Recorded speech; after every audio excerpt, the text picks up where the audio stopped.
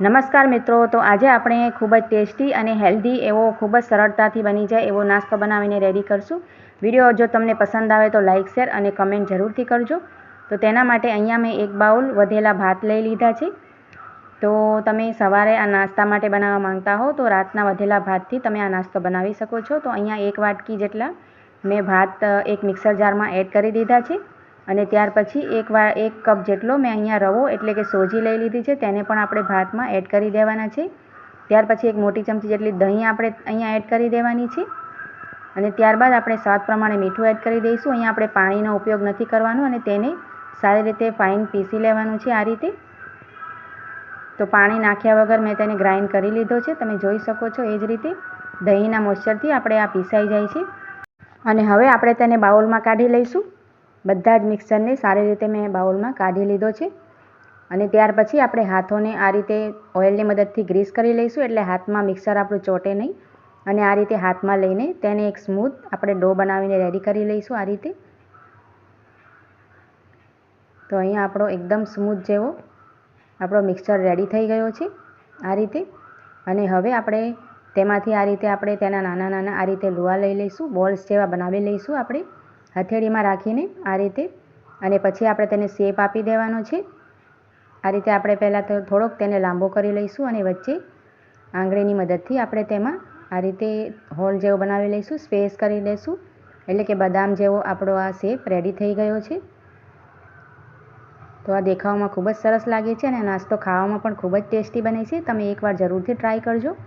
તો આ જ રીતે બધા જ પીસેસ આપણે રેડી કરી લેવાના છે. બંને બાજુથી આ રીતે આપણે તેને આ રીતે બદામનો શેપ આપી દેવાનો છે. આ નાસ્તો તમે બાળકોના લંચ બોક્સ માટે પણ રેડી કરી શકો છો અને સવારે નાસ્તા માટે પણ બનાવી શકાય છે.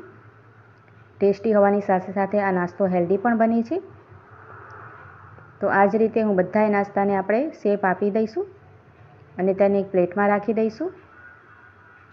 તો અહીંયા તમે જોઈ શકો છો મેં બધોય નાસ્તો બનાવીને રેડી કરી લીધો છે. અને હવે આપણે આગળની પ્રોસેસ કરશું. તો તેના માટે આપણે આ રીતે જેમાં હોલ હોય છે ને એવી આ રીતે ચાયણી લઈ લેવાની છે એક. તમારી પાસે જે પણ આ રીતે હોલવાળી ચાયણી હોય તે લઈ શકો છો. અને તેને આપણે ઓઇલ કે ઘીની મદદથી આ રીતે ગ્રીસ કરી લેવાની છે, કેમ કે આપણે તેમાં નાસ્તો રાખવાના છે એટલે નાસ્તો એમાં ચોટે નહીં એ માટે. અને ગ્રીસ કર્યા બાદ તેમાં બધો નાસ્તો આપણે આ રીતે ગોઠવી દેવાનો છે, એટલે કે સેટ કરી દઈશું. તો અહીંયા મેં ચાયણી ઉપર બધો નાસ્તો રાખી દીધો છે. અને ત્યાર પછી આપણે અહીંયા ગેસ ઉપર આ રીતે એક કઢાઈ રાખી લેવાની છે. અને આપણે જે રીતે ઢોકળા કે સ્ટીમ કરીએ છીએ તે જ રીતે આપણે આ નાસ્તાને સ્ટીમ કરી લેવાનો છે રાખીને.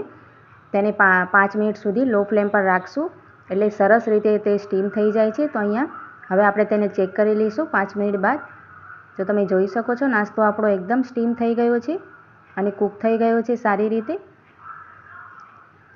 આપણે તેને આ રીતે હાથથી ચેક કરી લઈશું. તો નાસ્તો સરસ રીતે આપણો એકદમ સ્ટીમ થઈ ગયો છે.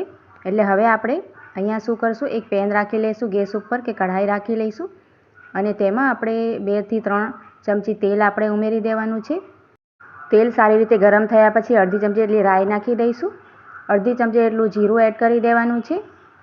બંને વસ્તુ સારી રીતે આપણે આ રીતે સાતરી લઈશું અને મીઠા લીમડાના પાન એમાં એડ કરી દેવાના છે. અને ત્યાર પછી અહીંયા ઝીણી સમારેલી ડુંગળી આપણે એડ કરી દેવાની છે.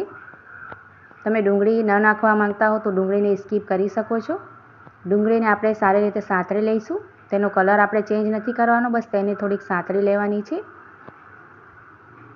અને ત્યાર પછી અહીંયા લીલા મરચાંને મેં આ રીતે ચીરિયા કરીને નાખી દીધા છે. અને આદુનો ટુકડો પણ તમે નાખી શકો છો નાનો નાનો સમારીને.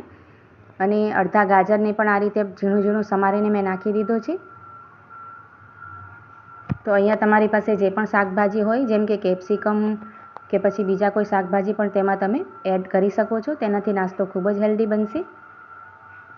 ઝીણી સમારેલી કોબી પણ તમે એમાં એડ કરી શકો છો. અને ત્યાર પછી એક ઝીણા ટામેટાને પણ ચોપ કરીને અહીંયા મેં એડ કરી દીધું છે. તેનાથી ખૂબ જ સરસ ટેસ્ટ આવે છે. સ્વાદ પ્રમાણે મીઠું એડ કરી દઈશું અને ટામેટાં સોફ્ટ થઈ જાય ત્યાં સુધી આ રીતે આપણે તેને સારી રીતે કૂક કરી લેવાનું છે.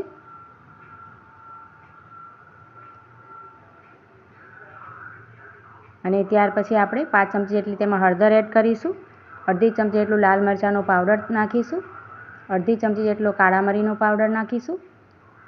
અને હવે આપણે સારી રીતે મસાલાને આપણે કૂક કરી લેવાનું છે.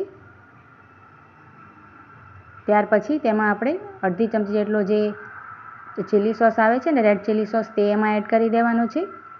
અને નાસ્તાને એકદમ ચટપટો બનાવવા માટે 1 ચમચી જેટલો આપણે ટોમેટો કેચઅપ એડ કરી દઈશું. તેનાથી નાસ્તો ખૂબ જ ટેસ્ટી બને છે. અને હવે સોસને પણ સારી રીતે આપણે આ રીતે કૂક કરી લેવાનું છે. તો સોસ નાખવાથી નાસ્તો એકદમ સરસ બને છે, બાળકોને ખૂબ જ પસંદ આવે છે. અને આ રીતે હવે આપણે જે સ્ટીમ કરીને રાખ્યો છે ને નાસ્તો, તે આપણે તેમાં એડ કરી દઈશું. અને ઝીણા સમારેલા ધાણા આપણે એડ કરી દેવાના છે. અને બધી જ વસ્તુને સારી રીતે તેની ઉપર મિક્સ કરી લઈશું. આપણે તેને કોટ કરી લઈશું નાસ્તામાં, બધાય મસાલાને અને શાકભાજીને આ રીતે. તો તમને જો મારી નાસ્તાની આ રેસીપી સારી લાગી હોય તો તેને લાઇક, શેર અને કમેન્ટ જરૂરથી કરજો. અને મારી ચેનલ પર તમે નવા હો તો ચેનલને સબસ્ક્રાઈબ કરી આપજો. તો આ રીતે સારી રીતે આપણે તેને મિક્સ કર્યા બાદ આપણે 1 થી 2 મિનિટ માટે તેને ઢાંકી દઈશું. એટલે કે બધા જ મસાલા અને જે નાસ્તો છે એકદમ કૂક થઈ જાય, સરસ રીતે મિક્સ થઈ જાય એટલા માટે. તો અહીંયા આપણો નાસ્તો એકદમ રેડી થઈ ગયો છે. તમે જોઈ શકો છો એકદમ ટેસ્ટી અને ચટપટો આપણો નાસ્તો બનીને બિલકુલ રેડી છે. આ રીતે આપણે તેને પ્લેટમાં સર્વ કરી લઈશું. તો તમે આ નાસ્તાને ચોક્કસ એકવાર ટ્રાય કરજો. ખૂબ જ સરસ બને છે, એકદમ ટેસ્ટી અને ચટપટો બને છે. આપણે પાસ્તા કે પછી નૂડલ્સ કરતાં તો આ નાસ્તો ખૂબ જ સારો છે, હેલ્ધી પણ છે અને ઘરની જ વસ્તુઓથી બનીને સરળતાથી રેડી થઈ જાય છે.